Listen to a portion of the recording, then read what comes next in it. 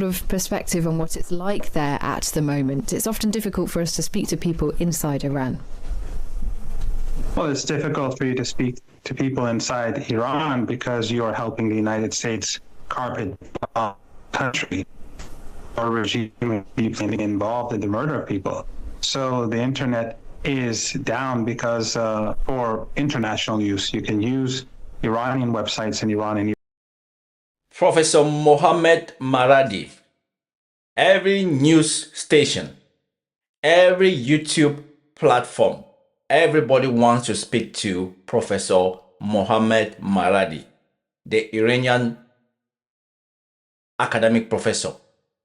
And I don't know if all these news stations, all these YouTube platforms are actually watching some of his interviews.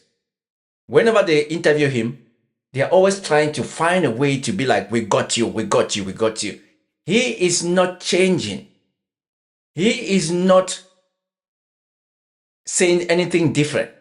He keeps telling you guys that Iran was ready for this war. That Iran has all along been preparing because they knew that this was going to happen. This was more likely going to happen under President Donald J. Trump, the idiot, the rich fool. They have been waiting for this day. They have been preparing. And the good thing this time is that they are not the ones who threw the first punch, who threw the first bomb, who threw the first missile, who launched the first drone strike. It was America and Israel. The last time, the 12-day war, Iran was very cautious. Iran alerted American bases before it launched its drone strikes. By this time around, after those kids were murdered, those 150 plus kids and their teachers were murdered, burnt alive, Iran said, we are not holding back. We are going full scale. And also after their religious leader was murdered alongside his family, Iran has decided, you know what? As we always say in French, Sagat, Sagat. When it is bad, it is bad. There's nothing there's no need to hold the brakes.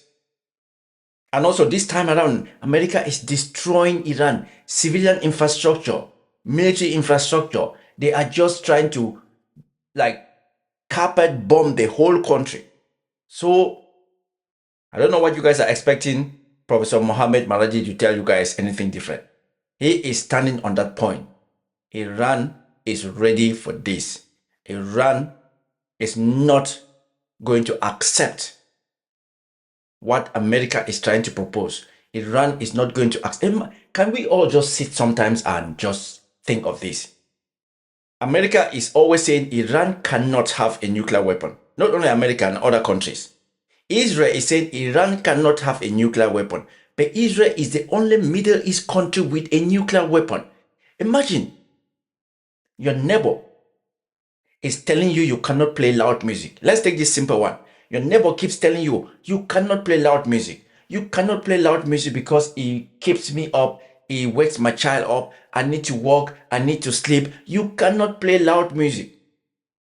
But you have huge speakers connected on your roof. You have huge speakers connected in your roof. And then when your neighbor also connects speakers on their roof because you have huge speakers, and then all of a sudden you are destroying his speakers and yours are there. What is the point of yours? Okay, if yours is just for decoration, allow your neighbor to also have those huge speakers on their roof for decoration just like you.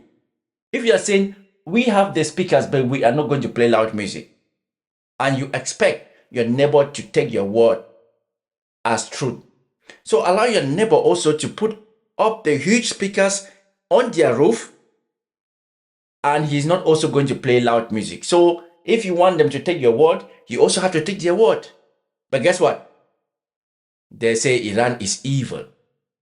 Iran is an evil country. Iran is an evil country. The people are evil. Who made you guys judge? Look at Israel. Israel is carpet bombing Gaza. Israel is attacking Lebanon. Israel is attacking Iran.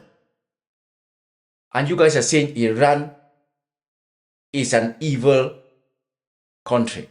You guys are saying the people of Iran, they don't care about your life. They just want to go and suicide bomb. While Israel is just killing people at will, occupying people's land, chasing people away from their homes, and then pointing fingers at Iran. No, you guys are evil. You guys cannot have a nuclear weapon because you guys are going to use it. The world is at risk with Israel and the support of America. The world is more at risk. Israel is not causing any risk to the world. The world is more at risk because of Israel. Because Israel is occupying a land that does not belong to Israel. Chasing people away from their homes. Killing children. How many people have Israel killed? Thousands and thousands. And you guys are expecting Professor Mohammad Marandi to say something different. Anyway, what has he got to say today? I don't know who he's speaking with, but let's follow up. By the way, I'm going to just let this play and then we'll talk at the end. And before you go, support the channel, subscribe to the channel, like the video, and your comments are Iranian apps. But because the United States uses it to use cameras, the Israeli regime uses people's cameras to strike targets inside the country, they're forced to do that. And I use, because it belongs to a studio in Iran. You asked me to be on your show, and I came on your show. So it's because of aggression and murder and death and destruction that your governments bring about that this is the situation. I mean, the death of Ali Larijani has been hailed by America and by Israel as a significant turning point in this conflict. What has your response been to that? Well, all you have to do is go and see what people are doing on the streets every night. There are millions of people on the streets every night in Tehran, and tens of millions across the country. They rally in support of the armed forces, in support of the Constitution, in support of the leader, in support of the state. And in fact, your government, and this is something that Western media has hid from the obviously, because they're Epstein class controlled. But during a major rally in Tehran on Friday, where people were on the streets, they fired missiles at the people. Who fired missiles at people on the streets of Tehran? The U.S.-Israeli jets that fired missiles, they fired it at the demonstrators. You didn't even know this because your media outlets won't tell you. But they fired on people. And I tweeted this. I tweeted maybe 10 different tweets. People across the world have seen it. In the West, of course, it's because you have censorship there extensively more than the rest of the world. And you're heavily propagandized. You don't see this. But your regimes help the U.S. bomb demonstrators. Ali Larijani was responsible for the deaths of many thousands of people inside Iran who wanted to protest legitimately against the regime. Tens of thousands of people have been killed in the last couple of months. America and Israel say it was right to target him because of those deaths.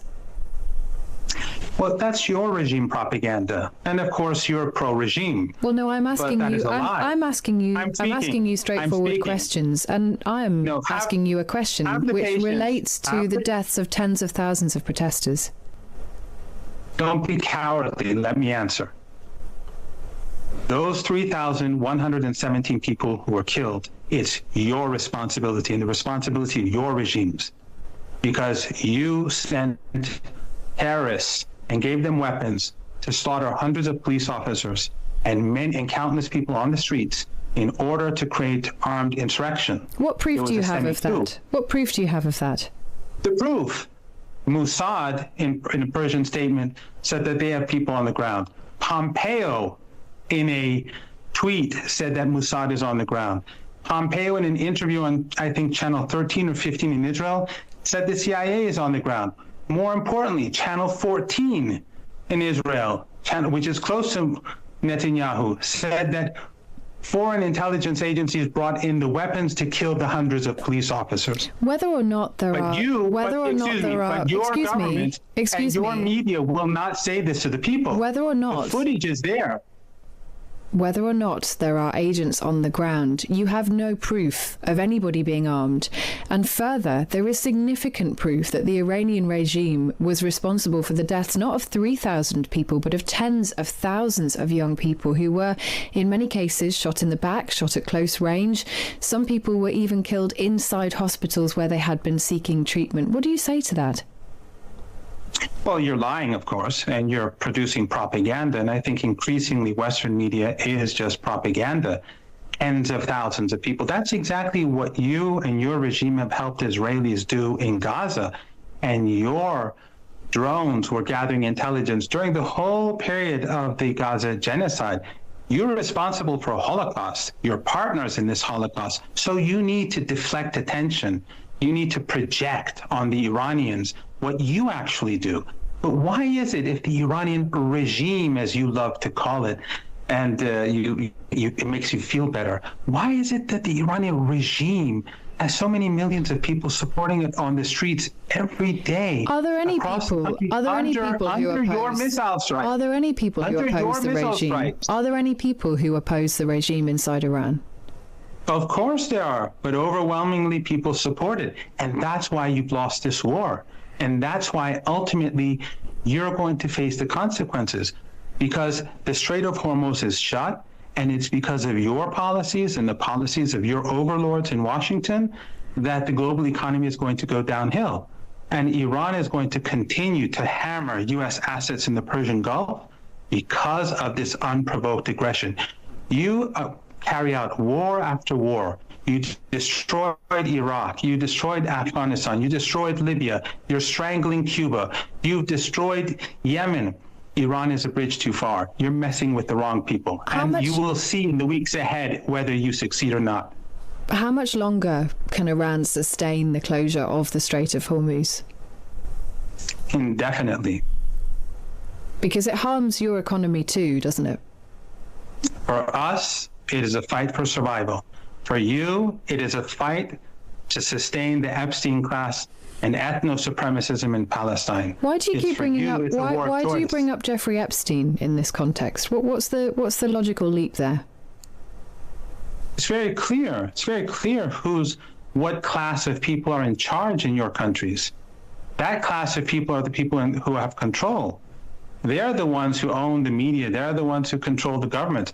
They are the ones who start unprovoked wars time after time. This is not the first war that you've imposed upon this region, or Iran for that matter.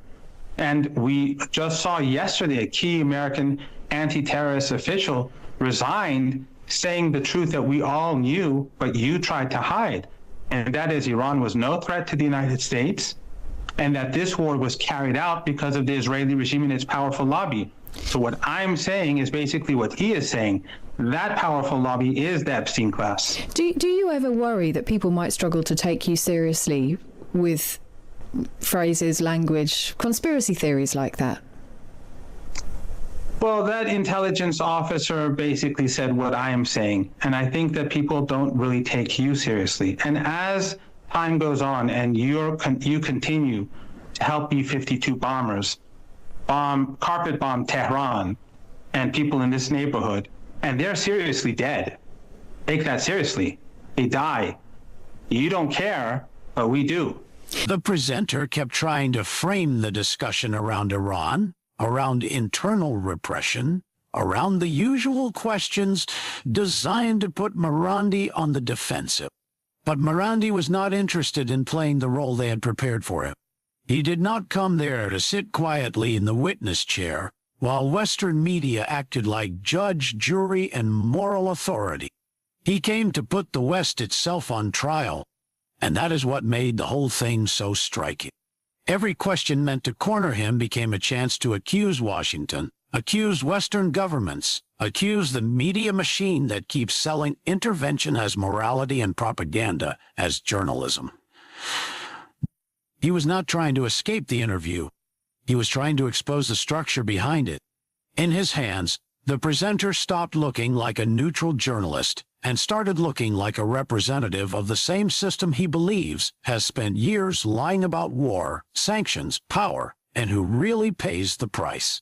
That is why the interview landed so hard. It was not a calm exchange of views. It was a confrontation over who gets to define reality. And Marandi's message was clear. The West does not get to bomb, punish, manipulate, and then show up pretending to ask innocent questions. He turned the whole segment into a direct accusation, not just against one presenter, but against the entire political and media order standing behind. Ask you about the new Ayatollah. There are reports here that he is dead, that he was killed in an attack that killed his father. Have you any proof that he is alive and well? You can make all the claims that you want. After all, that's what Western media does. No, it's a simple question. I'm just asking whether there's any proof. Not everything's a trick. I'm asking whether there's any proof that he is still alive. There are some reports he's dead. Yes, there are some reports that he's in Russia seeking treatment. Is he in the country and is he alive and well? That's a ridiculous claim to say that he's in Russia seeking treatment, or he's dead in Iran, or he was killed already. That just shows that these are just your narratives. He's leading the country, and the U.S. empire is collapsing, and the world has turned against you, and your regime is part of the carpet bombing. You helped the carpet bombing in Tehran and across the country, and the world will not forget what you did. And the world will not forget your propagandists either. Professor Mohammad Marandi, Professor of English Literature in the University of Tehran. Many thanks for taking the time to join us there from Tehran. The presenter asks a very direct question. Is the new Ayatollah alive? Is he in the country? And is there proof? It is probably the simplest factual question in the whole segment. But Marandi refuses to answer it in a normal way. Instead of giving evidence, denying clearly, or clarifying the reports, he immediately turns the question itself into proof of Western media bad faith. In other words, he treats the rumor not as something to verify, but as another example of what he sees as the West manufacturing narratives. That is important, because it shows again that he is not trying to inform the audience on the presenter's terms. He is trying to discredit the entire information system behind the question. When the presenter says, "Not everything's a trick," that is actually one of the most revealing moments in the whole interview. She's trying to drag the conversation back into a basic journalistic framework: rumor, verification, evidence, answer. But Marandi refuses that framework. He calls the claims ridiculous, folds them into your narratives, and then instantly pivots back to his real subject: Western decline, American collapse, and Western complicity in bombing Tehran. That pivot tells you everything about his strategy. For Marandi, the important issue is not whether one specific rumor is true or false. The important issue is who has the power to define reality. So even at the end of the interview, with a narrow factual question on the table, he still chooses to widen the frame into a civilizational accusation. Your empire is collapsing. Your regime helped the bombing, and the world will not forget your propagandists. That last phrase, about the world not forgetting your propagandists, is the real finishing blow. He is not merely accusing governments anymore. He is explicitly placing journalists and media figures inside the same moral category as the bombers. That is why the ending feels so harsh. He is saying the media is not reporting the war from a distance. In his telling, it is participating in it. And that is exactly why this interview matters. What started as another attempt to box Professor Marandi into the usual Western media script ended with him turning the entire exchange into a direct accusation against the system behind the questions. If you thought this breakdown was sharp, make sure you subscribe, like this video, and support the channel so we can keep cutting through the propaganda, exposing the narrative games, and bringing you more fearless analysis like this. Drop your thoughts in the comments, share this video with someone who needs to see it, and so listening to the professor, the Iranian, the one that we've just listened to speak, do you really think that the Iranians are bluffing? Do you really think that they have anything to lose? Do you think that they are ready to go all in out? Just imagine if that was you. Let's say you are an Iranian who is in favor of the Islamic government, and your kids, your children, were in that school that was bombed by the Americans. What would you be thinking now when you listen to Donald Trump say that they are going to destroy Iran? Let's even just think of you as an Iranian who does not support the government. And then you listen to Donald Trump saying that they are going to completely destroy Iran, that Iran will never be the same again. What are you going to be thinking? And also, do we really think, if truly Iranians do not care about their life? You know, Marco Rubio is going to say Iranians do not care about their life. J.D. Vance is going to say they don't care about their life, that they can strap a suicide vest and they can just go and blow it. So if you guys know that is how these people are, why would you guys be thinking of sending troops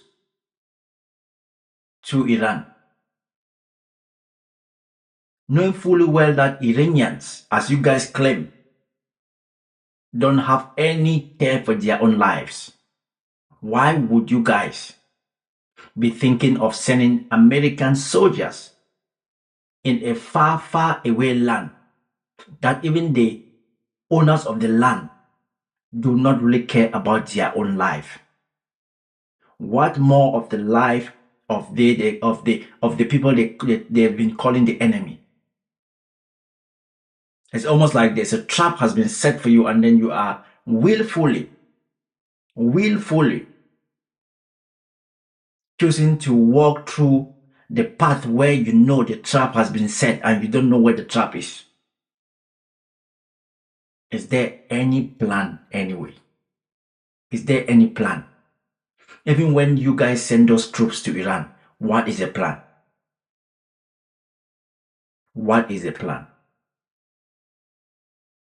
You guys are running the government. You guys are running the strongest country in the world with the strongest military.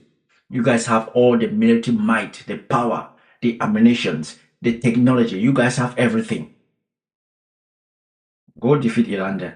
Go take our island. Go open the Strait of Hormuz. Go and take the so-called nuclear dust. We are concerned because this might just be, we keep saying, everybody keeps saying that this is the start of the Third World War. Now the Houthis have joined the war. Is the war winding down, or is the war just taking another gear up?